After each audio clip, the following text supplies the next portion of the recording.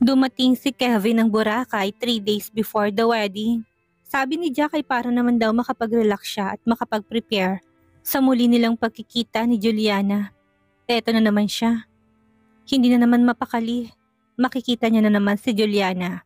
It's been 3 years. Nagpagupit at nag-ahit siya para presentable ulit siya sa paningin ni Juliana. Sabi ni Jack ay tatabi niya daw ang room nila ni Juliana. Bro, Juliana is in room 201. Then ikaw ay sa room 202. Pinagtabi kong room nyo. Ikaw nang bahalang dumiskarte kung paano masuyo si Juliana ulit. Hindi niya alam ang plano ko na paglapitin kayong dalawa kaya wag mo akong biguin. It's now or never, bro. Niyakap niya to.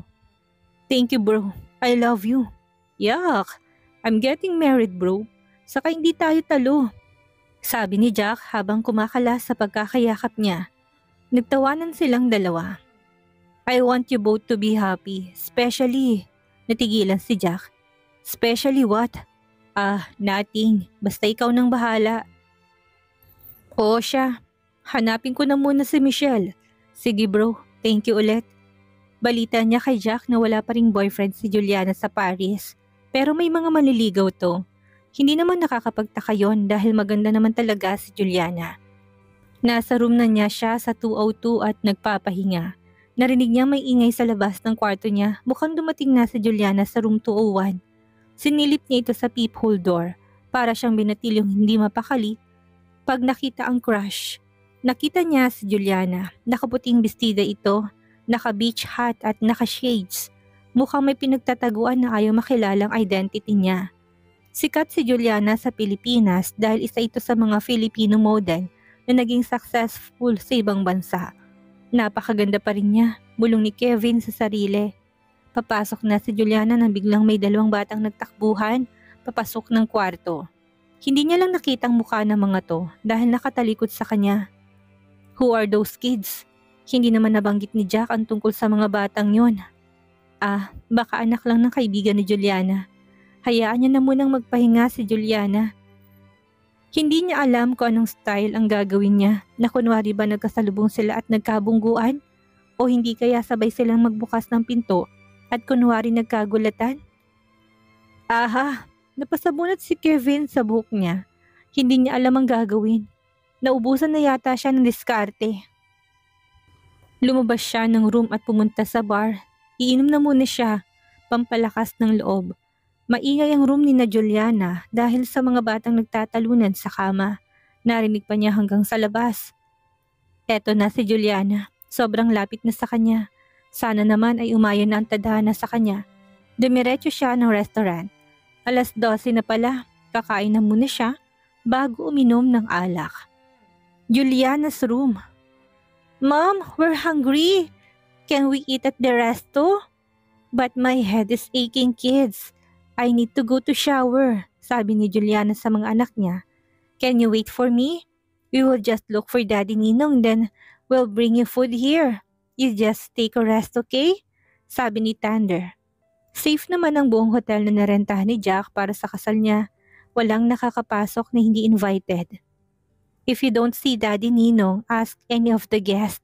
I'm sure kilala nila si Daddy Ninong, okay? Okay, Mom. Pumunta ng kambal sa restaurant na magka-holding hands. Malapit lang ito sa room nila. Nag-ikot-ikot ng tingin sa paligid na tila may hinahanap ang mga to. Habang kumakain si Kevin ay napansin niyang dalawang batang bumaba galing sa hotel. Kambal ang mga to. Napatigil si Kevin. Bakit parang ang gaan ng pakiramdam niya nung nakita niyang mga bata at kamukha niyang lalaki. Ang babae naman ay kamukha ni Juliana. Ano ba yan? Pati ba naman sa mga bata si Juliana pa rin ang iniisip niya? Tinawag ni Kevin ang mga to. Hey kiddos, sinong hinahanap niyo? Nagtingin na ng dalawang bata. Natameme ito ng bahagya tapos biglang umisi. Parang nakakita ng Santa Claus. Lumapit ang dalawa sa kanya. Hey mister, have you seen Ninong Jack? Naalala ni Thunder na wag na tawaging daddy si Jack once na makilala ang totoong daddy nila. No. But he's here a while ago. Gusto niyo tawagan ko siya? No need po, mabilis sasabi naman ng babaeng kambal. What your name, mister? Tanong ni Thunder. I'm Kevin Falcon, magiliw na sabi ni Kevin. How about you guys? I'm Sunshine, sabi ng batang babae. I'm Thunder. We're twins. Sabat naman ng batang lalaki. Ang cute niyo naman. Sinong kasama niyo? Baka mawala kayo. We're supposed to order food for our mom. She's sick in our room. But Ninong Jack is not here. Can you help us, mister? Sure. What do you want to order? Itinuro ng mga bata ang favorite ng mommy nila sa menu book saka in-order na ni Kevin. While waiting sa order nila, napansin niyang tinititigan siya ng dalawang bata. Tapos magtitinginan at magngingisihan. You know what, mister? You look like me, sabi ni Thunder. Yeah, napansin ko rin yan kanina pa. Ako naman kamukha ng mommy namin, pagyayabang ni Sunshine. Your mom must be very beautiful, sabi ni Kevin. Of course! Natawa si Kevin sa kabibuhan ng dalawang bata. Giliw na giliw siya dito. Dumating na ang order nilang takeout. Guys, where is your room? Ihatid ko na kayo doon. Baka mabitawan niyo pang food ng mommy niyo. Sure, mister. Sabay sagot ng dalawang bata. Ewan niyo kung bakit hindi takot ang mga bata sa kanya. Hindi ba ito naturuan ng parents nila na don't talk to strangers? Well, alam naman siguro ng parent nito na safe ang mga anak nito sa loob ng hotel. Exclusive yon para sa kasal ni Jack. Naglakad na sila papunta ng room ng mga bata. Paakyat na sila hotel gamit ang elevator. Pinindot ng mga to ang second floor. Iisang floor lang pala sila ng mga batang ito sa isip niya. Paglabas ng elevator ay kinuha na ni Thunder ang card key nila at binuksan ng room 202. Wait, you stay here? Sa room 202? Yes po, sagot ng dalawa. Bigla siyang natameme. Ito ang room ni Juliana. Tatakbo ba siya palayo?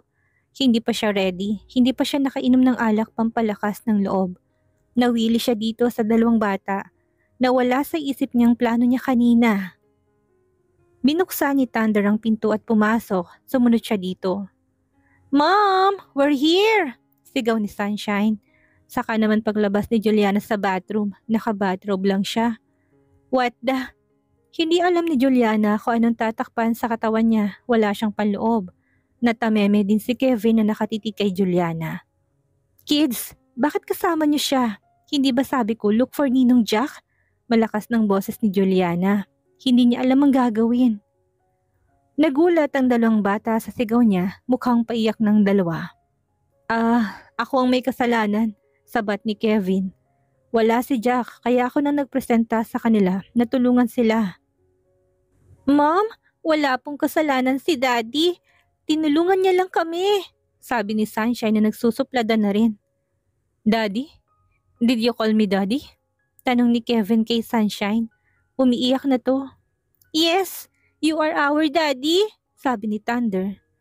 Napahawak si Kevin sa ulo niya. Anong nangyayari? Napaupo naman si Juliana sa dulo ng kama. Is it true, Juliana? Ako ang ama ng mga batang ito? Yes, maikling sagot ni Juliana. Napasandal si Kevin sa pader na umiiyak. Hindi niya alam kung saan kukuha ng lakas. Hindi niya kinayang revelasyon ni Juliana ngayong araw. Tumakbo si Sunshine sa kanya. Don't cry, Daddy, and don't get mad at Mommy. Wala rin siyang kasalanan. Niyakap ni Kevin ang dalawang bata. Anak ko sila. Hindi makapaniwalang tanong ni Kevin. Tumango na lang si Juliana. Wala nang salitang lumabas sa bibig niya. Umiiyak na rin ito. Tumayo si Kevin at nilapitan si Juliana. Niyakap to. Babe, I'm sorry. Hindi ko alam na may anak tayo. Kung alam ko lang, di sana sinundo na kita sa Paris. Nagigilty naman si Kevin. Hindi niya lubos maisip ang pinagdaanan ni Juliana sa Paris habang pinagbubuntis nitong kambal na wala siya sa tabi nito. Puro sakit ng loob ang binigay niya dito. Hindi masimas ang buhok ni Juliana na nakakalat sa mukha nito. From now on, hindi na kita sasaktan, babe. Stay with me, please. Lumapit na rin ang kambal sa kanila at yumakap. Tumayo si Juliana. Ayaw niya nagpadala na naman sa matamis na salita ni Kevin. No, Kevin. Since alam mo ng lahat tungkol sa mga anak mo, hindi ko sila ipagkakait sa'yo. Kailangan nila ng tatay. Pero hindi ako. Matagal na tayong tapos. But Juliana, my decision is final. Okay, if that's what you want. Sumang-ayon na muna si Kevin sa desisyon ni Juliana, kesa naman pati ang mga anak niya ilayo sa kanya. Hahayaan niya muna to. Uunti-untiin niyang suyuin ito hanggang sa pumayag na ulit itong maging sila. Yay! We have a daddy! Biglang sigaw ng kambal. Niyakap niya ito ng mahigpit. Yes, you have a daddy. Hindi na mawawala si daddy. Daddy will take care of you. Kinis at niyakap niya ang dalawang bata. Juliana's POV. Parang nadudurog ang puso niya sa nakita. Sabik na sabik ang mga anak niya sa daddy nila. Hindi niya akalain na ganito ang mangyayari. Ang mga anak niya ang naghanap ng paraan para magkita sila ni Kevin. Naawa tuloy siya sa mga anak niya. Sa murang isip ng mga to, ay nagawa nila yon. Kailangan nila ng tatay. Hindi ko maibigay yon kahit na ano pang gagawin ko. Makikisama na muna ako kay Kevin para sa mga anak ko. Daddy, can you kiss mommy, please? Malambing na pakiusap ni Sunshine. Nagkatinginan silang dalawa ni Kevin. Sure baby, your wish is my command. Lumapit si Kevin kay Juliana. Tinaas ang mukha nitong nakayuko sa kabuong pusong hinalikan sa labi. Matagal yon, mapusok. Yak, Dad! Napatigil sila ni Juliana sa paghahalikan ng marinig ang sigaw ng mga bata. Just a smack kiss, Dad! Not like that! Tila nang didiring sabi ni Sunshine.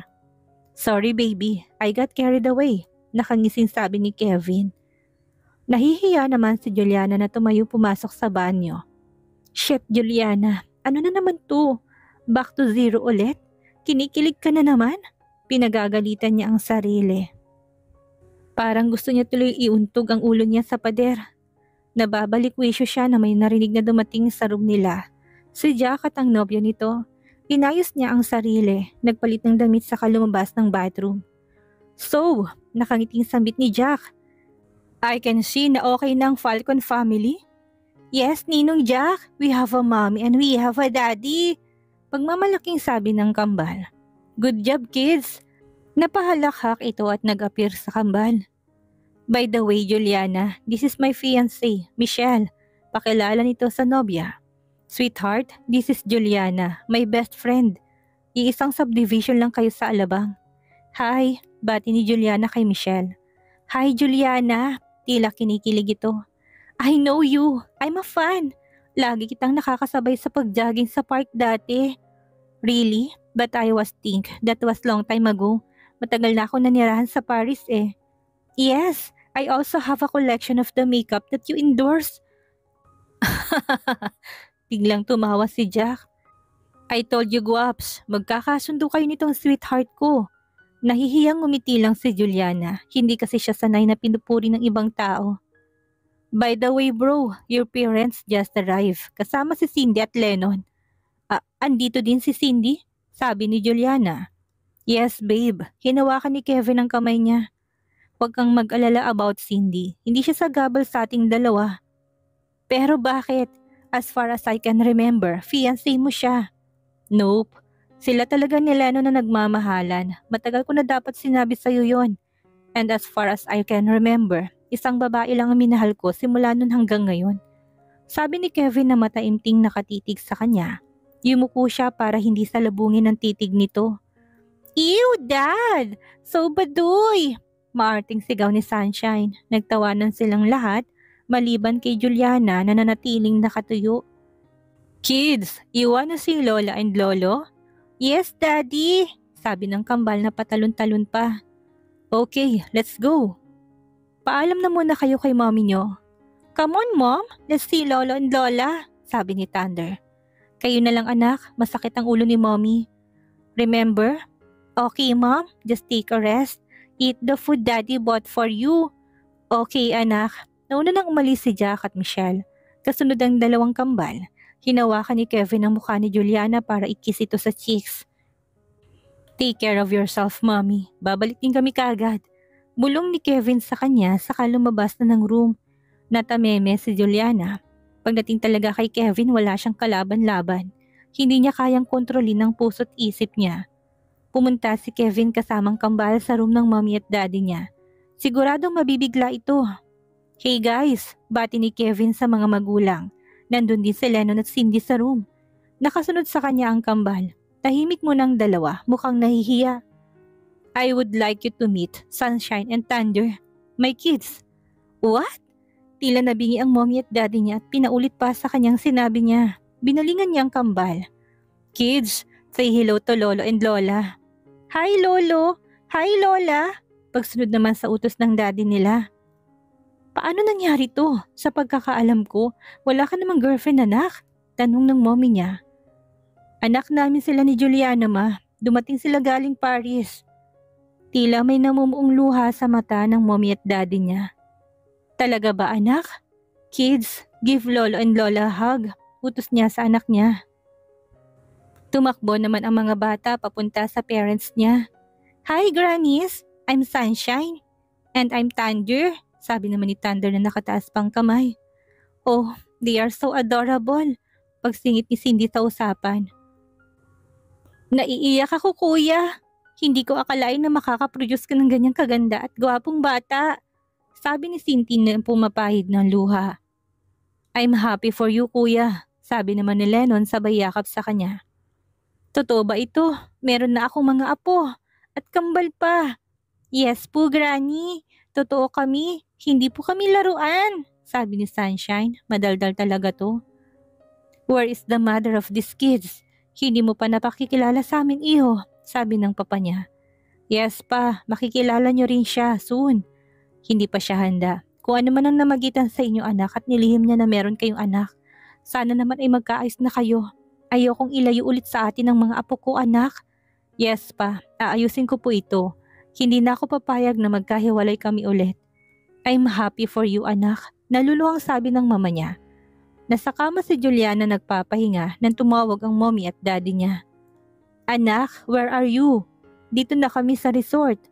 Room 202 kami mami, punta kayo dito. Okay anak, see you, sabi ng mommy niya sa kabinabaang phone. Where is my apos? Hinanap agad ng daddy niya ang kambal. Nasa kay Kevin dad. What? Alam na ni Kevin ang tungkol sa kambal? What can I do dad? Ang kambal mismo naghanap sa daddy nila. Dinala nila dito sa room namin. Mahabang paliwanag ni Juliana. Maya-maya biglang bumukas ang pinto. Pumasok ang kambal kasama si Kevin. Hello Grannies! Tumakbong mga to at nagyakap sabay halik sa mga matanda. Hello apo, we missed you. Saan kayo pumunta? Tanong ng lola nila.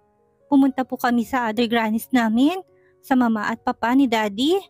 Oh, sambit ng mama ni Juliana. Napabaling ang tingin nito kay Kevin na nakatayo malapit sa pinto. Good afternoon po tita, tito, bati ni Kevin. Let's talk some other time Kevin. For now, you can leave. Mataring na sabi ng mommy ni Juliana. Yes po tita. Kids, alis ng daddy nyo. Say goodbye. Untag ng daddy ni Juliana. Bye dad. See you later. Sabay flying kiss ng dalawang bata. Go to bathroom kids and wash your hands. Yes lola. Habang nasa bathroom ang mga bata, kinumpronta siya ng mommy niya. Kayo na ba ulit? What? No mom. We just got here. Nagulat din ako sa pangyayari. Remember anak, kung ano man ang desisyon mo, alalahanin mo ang mga nakaraang sinaktan ka ng lalaking yun. Darling, stop that. Wag mo nang pangunahan ang desisyon ng anak mo. May mga anak na sila. The kids need their dad. Mukhang mahal at tanggap naman sila ng tatay nila. Sambit ng daddy niya. Pero ang inaalala ko ay ang anak ko. Baka kung masaktan na naman siya. Naiyak na sabi ng mommy niya. Naintindihan niya naman to kahit hindi pa niya sabihin sa mommy niya. Pero ramdam nito ang sakit ng paghihiwalay nila ni Kevin. Hayaan mo sila. Part ng buhay yan. Ang intindihin na lamang nila ay ang mga anak nila. Yun ang importante. Sasabat pa sanang mommy niya nang biglang lumabas ng kambal sa bathroom. We're done washing our hands, sigaw ni Sunshine. Granny, why are you crying? Tanong ni Thunder sa lola niya. No Thunder, na-miss ko lang kayo ni Sunshine. We miss you too, Granny! Sabay hug sa dalawang matanda. Napaisip si Juliana sa diskusyon ng mommy at daddy niya. Tama nga naman ang mommy niya. Baka masaktan lang siya ulit ni Kevin. Pero tama din ang daddy niya na may mga anak na sila. Bahala na. Ang importante ngayon ay masayang kambal. Uunahin niya ang kaligayahan ng mga anak niya. Ihuhuli na niya ang sarili. Nadaos ng masaya ang kasal ni Jack at Michelle. Sa harap ng beach, sila ikinasal. Napakaganda ng settings. Napuno ng puting bulaklak ang paligid. Nag-compliment sa white sand ng Boracay. Parang nasa langit sila. Nakaputi din ang lahat ng bisita at syempre ang bride at groom. After ng kasal ay pumunta na sila sa reception. Nasa function room ito ng hotel. Nakaupo sa isang table ang pamilya ni Juliana. Nasa tabing table naman ang pamilya ni Kevin. Tumayo si Kevin at nilapitan si Juliana. Pwede ba kitang ipakilala sa parents ko? Nahihiya man ay pumayag na rin si Juliana. Inilalayan siyang tumayo ni Kevin at lumapit sa table nila. Ma, pa, I would like you to meet the mother of my kids. This is Juliana. Oh, napatayo ang mama niya at niyakap si Juliana. Finally, ipinakilala ka na sa amin ni Kevin, Juliana. Matagal na naming hinintay ang pagkakataong ito. Naluluhang sabi ng mama niya. Tumayo na din ang papa niya at tinalikan siya sa pisngi. Welcome back, Juliana. I'm so happy to meet you. Sana naman ay ma-accept mong family namin sa buhay mo, Juliana. Parang nagmamakaawa itong wag-iwan ng anak nila. Thank you po, tita. Tito, nahiyang sagot niya. If you don't mind, Juliana, pwede mo ba kaming ipakilala sa parents mo? Sabi ng papa ni Kevin. Sure po. Nagtungo sila sa table ng mommy, daddy at ng kambal. Nakasunod ng papa at mama ni Kevin. Ma'am, dad, this is Kevin's parents. Pakilala niya sa parents niya. Good evening, Balae, sabi ng papa ni Kevin at nakipagkamay sa mommy at daddy niya. Tinanggap agad ng daddy niyang pakikipagkamay ng papa ni Kevin. Pero ang mommy niya ay sandaling natigilan. Tinanguan pa ito ng daddy niya na tanggapin ang pakikipagkamay ng pamilya ni Kevin sa kanila. Hello, grannies! Yay! We have lots of grannies! Sabi ng kambal. Come on, kids. Let grannies talk. Doon tayo sa kabilang table. Yaya ni Kevin sa mga bata. Binuhat niya si Thunder. Binuhat naman ni Juliana si Sunshine. Naiwan sa upuan ng mama at papa ni Kevin at mommy at daddy niya. Balae. Gusto ko lang humingi ng pasensya kung ano man ang nagawa ng anak ko sa inyo. Sinisigurado ko sa inyo na mabait ang anak naming si Kevin. Mahal na mahal niyang anak niyo, kaya sana matanggap niyo kami sa pamilya niyo. Lalo na ngayong may anak na sila, alang-alang sa mga apo natin. Mahabang paliwanag ng papa ni Kevin. Hindi namin ipagkakaila na nasaktan talaga ang anak namin. Nag-iisang anak lang namin si Juliana, kaya ayaw naming mangyari ulit yun sa kanya. Saan naman ang daddy niya? Kung ano man ang desisyon ng anak namin ay siya lang ang nakakaalam. Hindi kami manghihimasok sa desisyon niya. Dagdag ng daddy ni Juliana. Salamat, Balae. Sana naman ibigyan niyo ng pagkakataon ng anak namin. Naiiyak sabi ng mama ni Kevin. Naawa na rin kami sa anak namin kahit man lang para lang sa mga apo natin. Okay, Balae. Pagbibigyan ko si Kevin ng isa pang pagkakataon para sa mga apo ko. Pero si Juliana pa rin ang magdedesisyon. Sabat naman ng mommy ni Juliana. Salamat, Balae. Malaking bagay na yung bendisyon niyo para sa kanila. Nagyakapan ng mama at mommy ni Kevin at Juliana. Naluluha silang pareho. Natuon ang atensyon nila sa stage na biglang magsalita ng lalaking MC. Okay guys, kailangan ko lahat ng babaeng single na nandito. Pwede po kayong pumunta sa gitna. Magte-throw na ng bouquet ang ating bride. Nagsigawan ang mga bisita. Nakaupo lang si Juliana sa gilid at walang balak pumunta sa gitna. Pero hinatak siya ni Cindy. Come on sis, this will be fun. Okay, ready ng lahat? Tanong ng MC. At the count of 3, bride, throw the bouquet. Tumalikod na si Michelle para mag-ready. 1, 2, 3. Hinagis ni Michelle ang bouquet at nasaluto ni Juliana. Nagsigawan at nagpalakpakan ng lahat ng mga bisita. Hello there, miss. Pang-interview ng lalaking MC kay Juliana. Oh, you're familiar, ma'am. You're a model, right? Yeah. Maikling sagot ni Juliana. Wow, bongga palang mga bisita dito. May international model. Parang naglalandi sa kanyang lalaking MC. Pinapatuloy ang pag-interview sa kanya. Are you single, ma'am? Yes. Nakita niya sa dulo ng mata niya kung saan nakaupo si Kevin at ang mga bata. Mukhang nagdilim ang mukha nito sa sagot niya. That's good to hear. So are you ready to mingle? Baka pwedeng mag-pass ng resume, ma'am. Sabi ng MC. She's not single and we have kids. Sigaw ni Kevin. Natuon ang atensyon lahat kay Kevin. Parang binabakuran na si Juliana kahit hindi pa man pumayag to sa pakipagbalikan sa kanya. Oh, sorry, Mr. Falcon. I don't know. Saad ng MC na parang natakot. Ma'am Juliana, do you know na ayon sa paniniwala ikaw ng susunod na ikakasal? Dahil ikaw ang nakasalo ng bouquet. Napatingin siya sa direksyon ni Kevin. Nakatingin din ito sa kanya na nakangiti. Napayuko siyang bigla at nag-blush. Natapos ang wedding na masaya ang lahat. Bumalik na sila sa kani-kanilang room. 3 days and 2 nights na pinareserve ni Jack ang resort para maka-enjoy naman ang mga family and friends after their wedding. Hinatid ni Kevin sina Juliana at Kambal sa kanilang kwarto. Daddy, our room is too big. You can stay here with us, sabi ni Sunshine. I'd love to, baby, pero ask permission to your mom first. Ayaw niyang madaliin si Juliana. Gusto niyang itama ang lahat ng galaw niya sa panahong ito. Slowly but surely. Ma'am, can Daddy stay here with us? Maybe next time, anak. Your daddy's staying in the next room. You can stay with him if you want. Really, Mommy? Yay! You hear that, Dad? We will sleep with you. Sure, baby. Daddy love to. Binalingan niya ng tingin si Juliana at nagsambit ng thank you. Parang natunaw naman ang puso ni Juliana. Ipinasok niya na muna sa kwarto ang Kambal para makapagligo at magbihis ng pantulog sa kailipat na sa kwarto ni Kevin. Hinatid niya sa kwarto ni Kevin ang mga bata. Kumatok na muna sila. Hi, Daddy! Sabi ng Kambal sabay pasok. Ikaw nang bahala sa Kambal, sabi ni Juliana. Okay, babe. You want to come in? Hindi na. Pagod na rin ako. Kailangan ko na magpahinga. Tatalikod na sana sa Juliana na bigla siyang hinawakan ni Kevin at niyakap. I miss you, Juliana. Sana matanggap mulit ako sa buhay mo. Pagsusumamong sabi ni Kevin. Kumala si Juliana sa pagkakayakap ni Kevin. Good night, sabi ni Juliana saka tumalikod at pumasok sa kwarto niya. Ano kayang mangyayari ngayong alam na ni Kevin ang tungkol sa mga anak niya at tila mukhang magkasundo ang mga magulang nila? Ito na ba ang masayang simula para kay Juliana at Kevin? Yan ang ating aalamin sa susunod nating kabanata.